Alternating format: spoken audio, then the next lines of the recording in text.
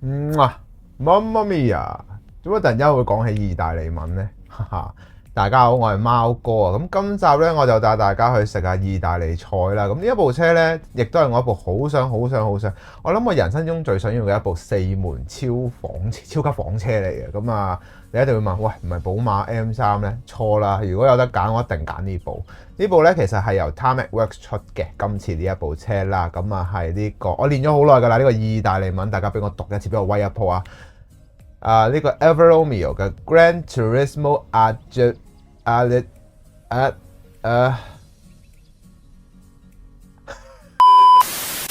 Gran Turismo Agilità Modificata， 即係咩啊？GTAR 嗰個 A 咧，其實係讀 R 嘅，喺意大利文入面。好啦，咁啊，哇，好辛苦啊呢個，我練咗好耐㗎啦呢個字。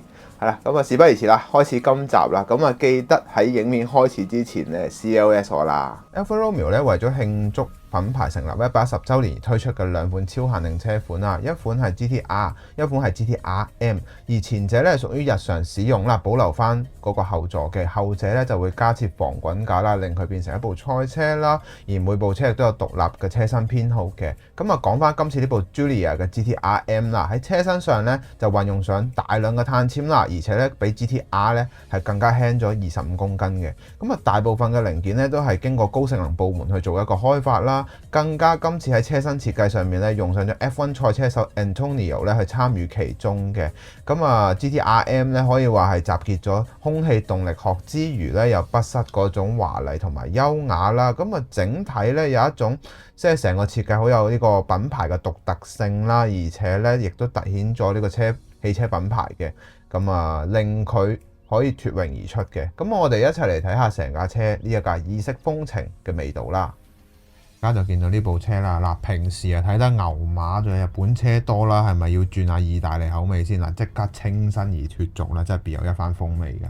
嗱，咁其實咧成部車拎上手咧，整體嘅感覺係有一種好時尚、好現代，但係有少少暴力。咁呢種粗獷嘅暴力咧，又真係拿捏得啱啱好啊！正所謂咧，真係得意大利人先設計到呢一種咁獨特嘅設計啦。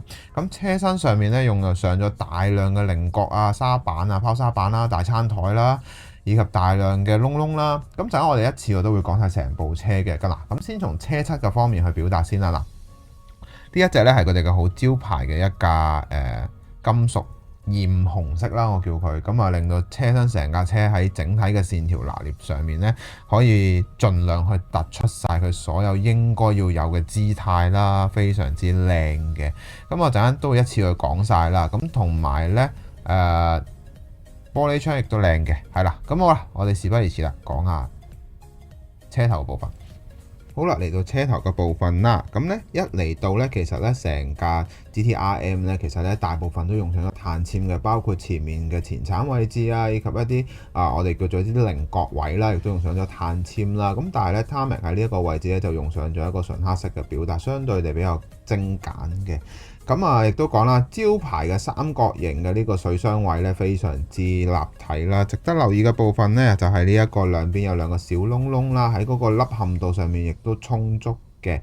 咁啊，車廂部分咧，亦都係我見過係非常之立體，因為用放大鏡一睇都睇得好清楚嘅所有嘅紋理啦。咁啊，亦都講啦，咁其實呢一個部分嘅菱角嘅部分啦，佢係有一個凹凸再凹又凸嘅方法嘅。咁啊，呢啲邊緣位非常之靚啦。咁如果呢一個我哋叫做鐵絲網嘅入氣位置咧，如果再做得凹陷少少咧，咁令到成個前面呢一個部分咧，我哋叫做前鏟部分咧，因為其實佢係拎 up 咗，因為呢個用上咗一個三片式嘅設計嘅。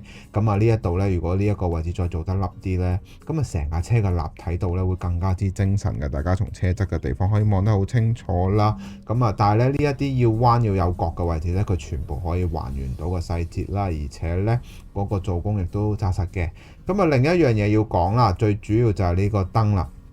車頭燈咧，其實可以話係咁多個牌子入面咧，真係一個代表性嘅一個設計嚟嘅 Alfa Romeo。咁啊喺燈杯入面咧，可以清楚地見到咧一啲少少嘅細節啦，例如車頭燈嘅一啲紋理啊，都睇得到啦。咁呢一個位置亦都係做得到啦。咁啊，值得要講嘅另一樣嘢咧，當然就係車頭冚嘅部分嘅。咁啊，基於佢咧今次喺噴工上面咧都叫薄嘅，咁令到咧車身從反光位置可以睇得到咧，車身嗰4條集骨線咧係清晰可見嘅，大家會見到啦。從反光會見到嗰4條集骨線啦。咁啊，歸功於佢哋嘅噴塗上面都夠薄嘅，咁我自己都覺得滿意啦。呢一個位置窿窿嘅位置冇飛邊冇甩油嘅，非常好啦。咁啊嗱，側邊嘅沙板咧亦都要講少少嘅，除咗呢一個好招牌嘅四葉草，代表住佢哋幸運同埋勝利嘅四葉草之外咧，更加有一個少少嘅三角形嘅，呢一個係咩嚟嘅咧？咁其實佢叫做 Automobile 嘅。咁係佢哋嘅賽車高性能版本嘅部門嚟嘅，咁呢一個三角形係代表住佢哋嗰個參賽嘅部門啦。咁亦即係講咩啊？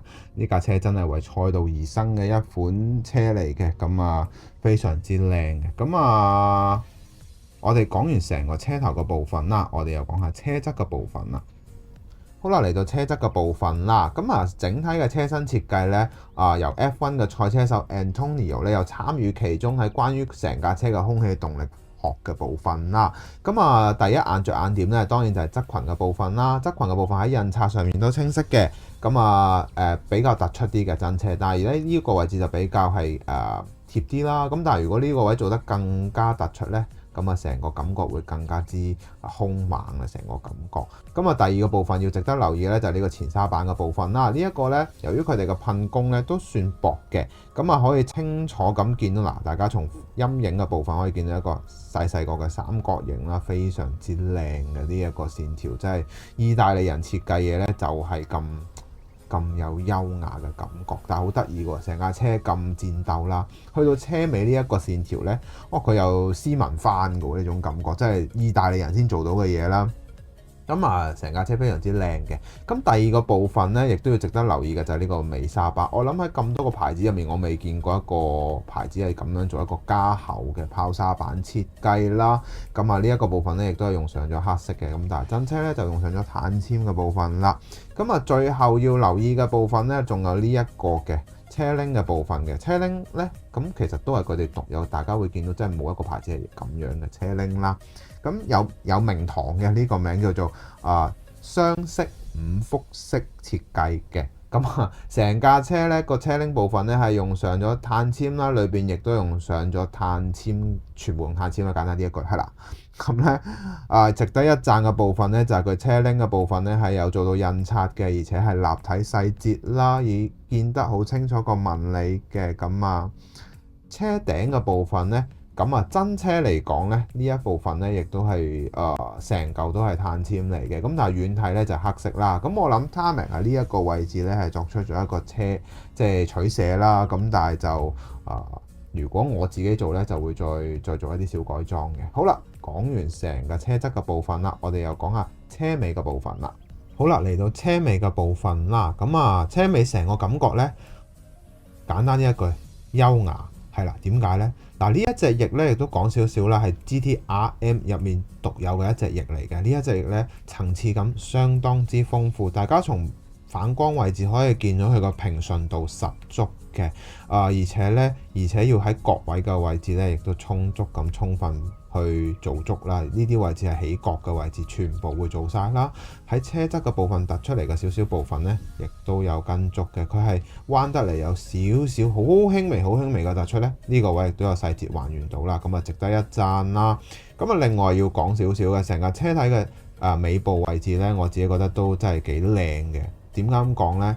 尾燈嘅部分呢，有做一個上色之外呢，喺個燈具入面呢，可以見到少少嘅細節嘅，咁啊相當清晰立體啦，咁啊呢一點值得一讚啦。尾部嘅印刷亦都清晰嘅，咁但係咧呢個尾擾流嘅部分呢，大家睇下真車嘅圖片呢，係比較上係大而突出啦。咁但係 Tamiya 喺呢一個位置嘅處理呢，就相對地比較圓潤少少嘅。咁啊，另外亦都講啦，如果鈦合金呢個死氣喉呢，如果再做得突出多少少呢，即係再粗啲啊，粗啲、大啲、突出啲呢，成架車就會更加暴力啦。咁啊，大致就係咁啦。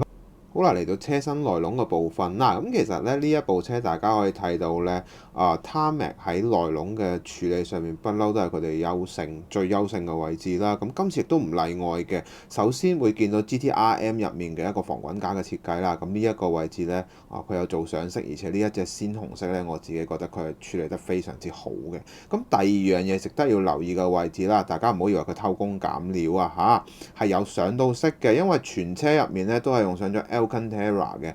咁為咗去營造嗰個質感咧，大家可以從唔同嘅部位咧可以見到，其實佢係有上到色嘅，呢一啲位置係一個 Alcantara 嗰種質感嘅顏色啦，全部有表達到啦。咁另一樣嘢，內籠嘅部分咧，亦都係做得細節嘅，每一粒掣啦、內籠啦、軚盤位置咧，亦都做得非常之靚工整嘅。咁好啦，我哋調一調過嚟先啦。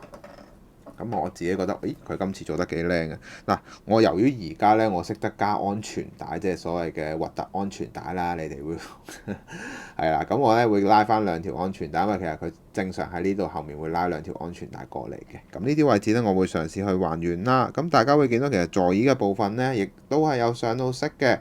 內呢個位置咧，黑色同埋灰色係帶有層次感啦。咁我自己覺得佢哋每一次喺處理呢一啲位置咧，係做得非常之好，好細心嘅，係啦。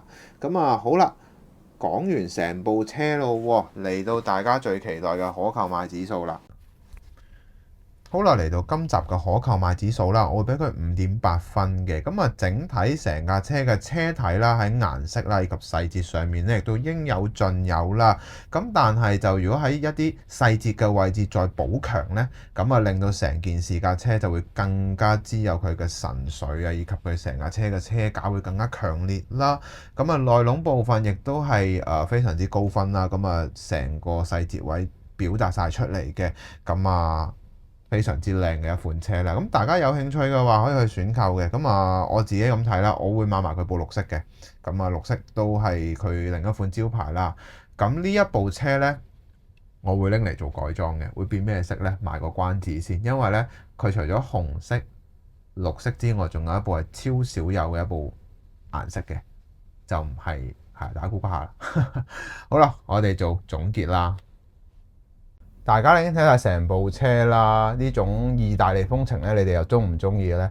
嗱，我自己咁睇啦，你話寶馬 M3 當然係我最想要嘅車啦，咁但係我而家都有啦，係咪？咁但係喺佢未出現之前當然 M3 啦，但係佢出現咗之後，哇，係我夢幻嘅最想要嘅一部車嚟嘅，因為即係集結晒所有最靚嘅優點喺入面啦。咁我自己又好中意。即係如果我有錢買，我一定買呢個 Giulia GT-R 嘅，因為佢係4門啦，四個座位啦，咁可以方便啦。